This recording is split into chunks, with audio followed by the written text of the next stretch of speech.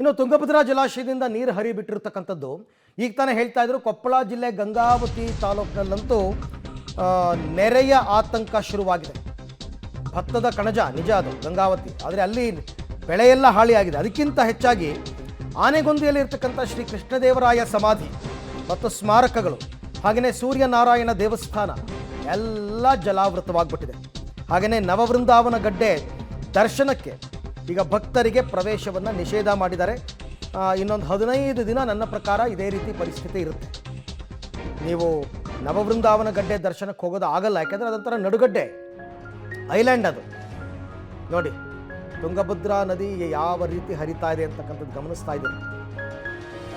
ಎಲ್ಲಿ ನೋಡಿದ್ರು ನೀರು ನೀರು ನೀರು. ಆ್ಯಕ್ಚುಲಿ ಇಷ್ಟು ಅಗಲಕ್ಕೆ ನೀರು ಹರಿಯೋದೇ ಇಲ್ಲ ತುಂಗಭದ್ರಾ. ನಿಮ್ಗೆ ಅಪಾರ ಪ್ರಮಾಣದ ನೀರನ್ನು ಬಿಟ್ಟಂತಹ ಸಂದರ್ಭದಲ್ಲಿ ಅದೆಲ್ಲ ಹರ್ಕೊಂಡು ಹೋಗಬೇಕು, ಅಷ್ಟು ಪ್ರಮಾಣದ ನೀರು. ಹಾಗೆಯೇ ತುಂಗಭದ್ರೆಯ ಒಡಲು ತುಂಬಿದೆ, ಗಮನಿಸ್ತಾ ಇದ್ದೀರಾ. ಆನೆಗೊಂದಿಯಲ್ಲಿರ್ತಕ್ಕಂಥ ಕೃಷ್ಣದೇವರಾಯ ಸಮಾಧಿ, ಸ್ಮಾರಕಗಳು, ಸೂರ್ಯನಾರಾಯಣ ದೇವಸ್ಥಾನ, ನವವೃಂದಾವನ ಗಡ್ಡೆ ಇವೆಲ್ಲ ಗಂಗಾವತಿ ಸುತ್ತಮುತ್ತ ಬರ್ತಕ್ಕಂಥ ಪ್ರದೇಶಗಳು ಎಲ್ಲವೂ ಕೂಡ ಜಲಾವೃತವಾಗ್ಬಿಟ್ಟಿದೆ.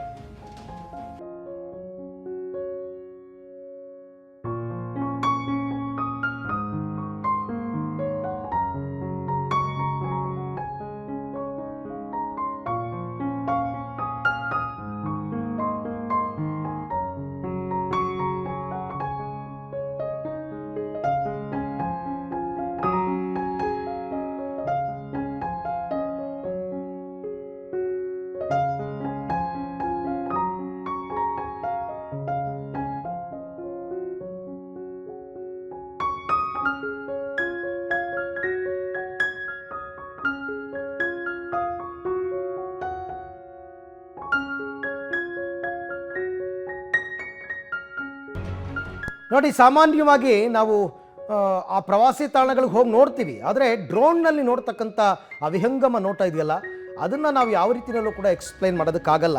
ನೀವು ನೋಡಬೇಕು, ಅದನ್ನು ಆನಂದಿಸಬೇಕು.